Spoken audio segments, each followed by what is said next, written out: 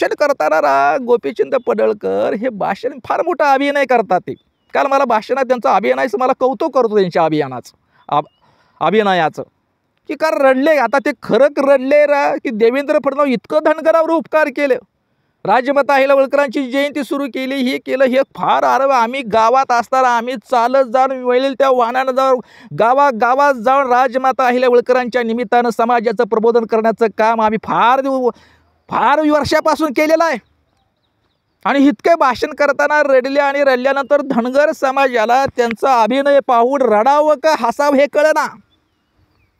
आणि आता बरा आपल्याला धनगरांना वेड्यात करण्याकरता, बहुजन समाजाला वेड्यात करण्याकरता आपला गुलाम, सत्तेसाठी लाचार बनणारा गुलाम झालेला हा गोपीचंद पडळकर यांचं भाषण ऐकल्यानंतर इथल्या RSS वाल्यांना, इथल्या भाजपवाल्यांना आणि मुख्यमंत्री देवेंद्र फडणवीसला आतल्यात मनात गुदगुल्या होत असतील.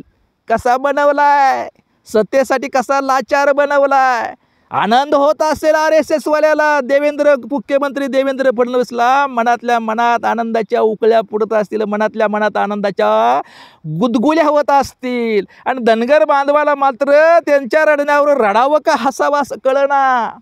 अरे पहिल्यांदा धनगराला अभिवचन दिलेलं, धनगरांच्या डोळ्यातील अश्रू पुसण्याचं खोटं अभिवचन देऊन आरक्षणाचा पहिल्या कॅबिनेटमध्ये आरक्षणाचा प्रश्न मार्गी लावून असं अभिवचन देणारे मुख्यमंत्री देवेंद्र फडणवीस आज सुद्धा त्या निर्णयावर एक चकार शब्द सुद्धा बोलायला.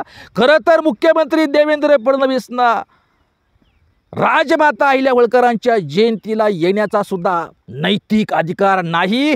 धनगर बांधवांसमोर भाषण कसं तोड तर दाखवू कसं वाटलं. याच धनगर बांधवांना आपण पहिल्या कॅबिनेटमध्ये आरक्षण देऊ अशी अभिवचन दिलं होतं. तो अभिवचन आजही पूर्ण केलेलं आहे. त्याच्यावर गोपीचंद पडळकर बोलले नाही, त्याच्यावर नाही बोलले. आणि त्याच्यावर देवेंद्र फडणवीस मुख्यमंत्र्यांना सुद्धा धनगर बांधवांसमोर यायला तोंड कसं आहे, तुम्ही तोंड कसं दाखवू वाटलं. आपण फसवलं आहे समाजाला.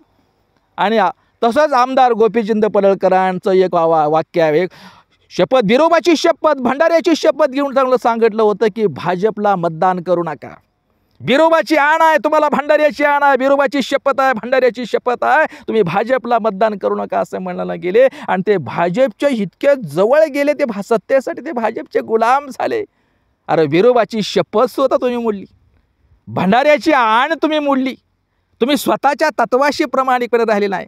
तसंच तुम्ही ज्याची गुलाम केली, तुमचा नेताही धनगर बांधवांना दिलेल्या तत्वाशी, अभिवचनाशी मुख्यमंत्री देवेंद्र फडणवीस हे प्रामाणिक राहिले नाहीत.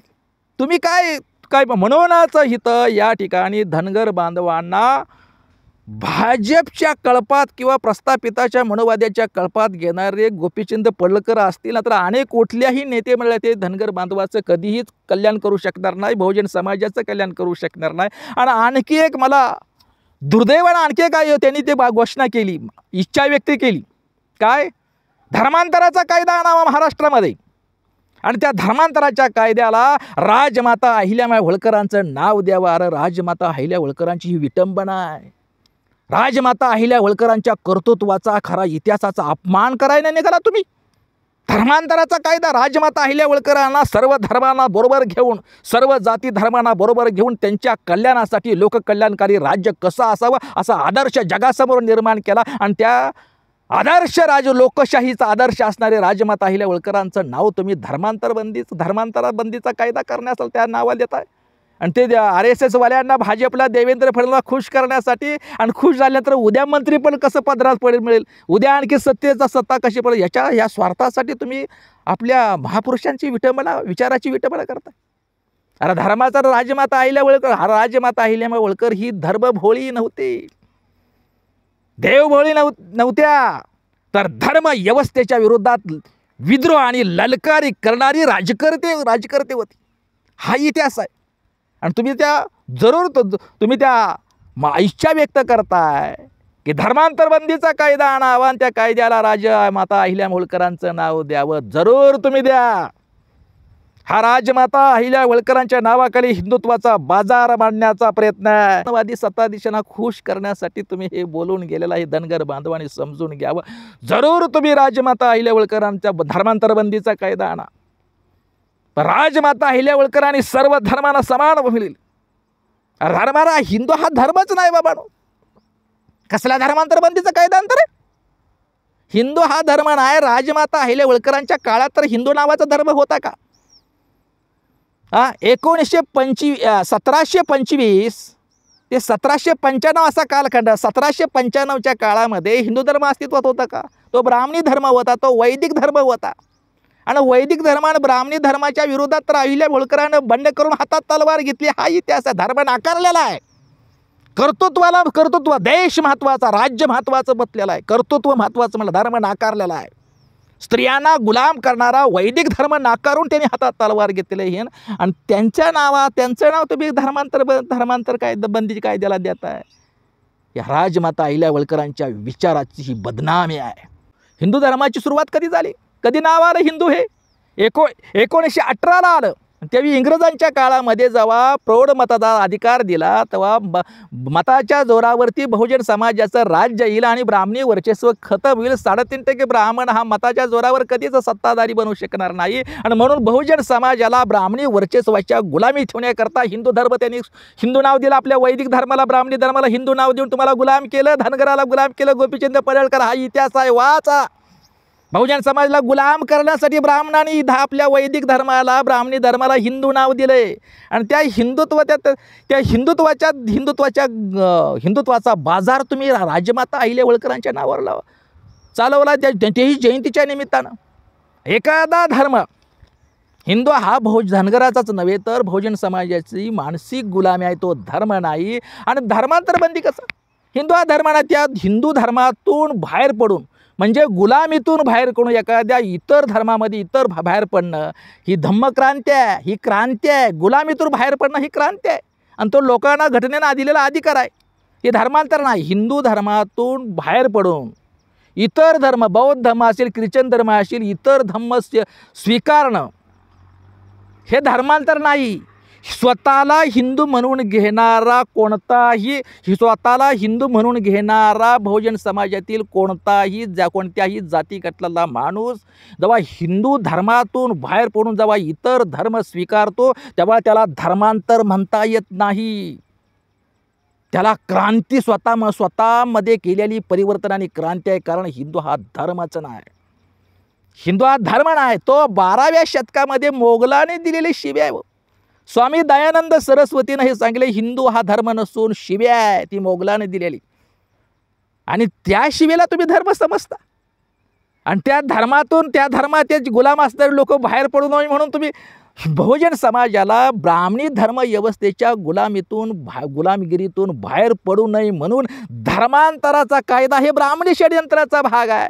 आणि ब्राह्मणी षडयंत्राला बळी पडून तुम्ही त्या धर्मांतर कायदा आणू पाहताय. आणि त्या कायद्याला तुम्ही राजमाता अहिल्या होळकरांचं नाव देण्याची अपेक्षा व्यक्त करता. ही जरूर तुम्ही ते करा. परंतु आम्ही मात्र राजमाता अहिल्या होळकरांच्या नावानं महाराष्ट्रामध्ये धम्मदीक्षेचे कार्यक्रम घेऊ. कारण इथला धनगर बरोबर बहुजन समाज हा पूर्वीचा बौद्धच आहे.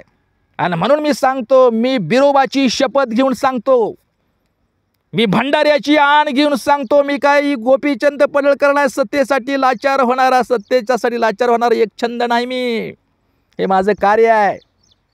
बिरोबाची शपथ घेऊन सांगतो, भंडाऱ्याची शपथ घेऊन सांगतो. मी खोटी शपथ नाही घेत. गोपीचंद पडळकरांसारखे बिरोबाची शपथ घेणं लगेच सत्तेसाठी मोडणं असं नाही. मी बिरोबाची शपथ घेऊन सांगतो, मी भंडाऱ्याची आण घेऊन सांगतो, धनगराचा 7/12 हा हिंदू नाही तर तो बौद्धच आहे. राजमाता अहिल्या होळकर या हिंदू नव्हत्या नाही, ते बौद्ध धर्माचा प्रभाव होता. धनगराबरोबर बहुजन समाजाचा 7/12 हा हिंदू नाही तो बौद्ध आहे. गोपीचंद पडळकर तुमचा सुद्धा 7/12 अरे हिंदू नाही तो बौद्ध आहे. अभ्यास करा नीट.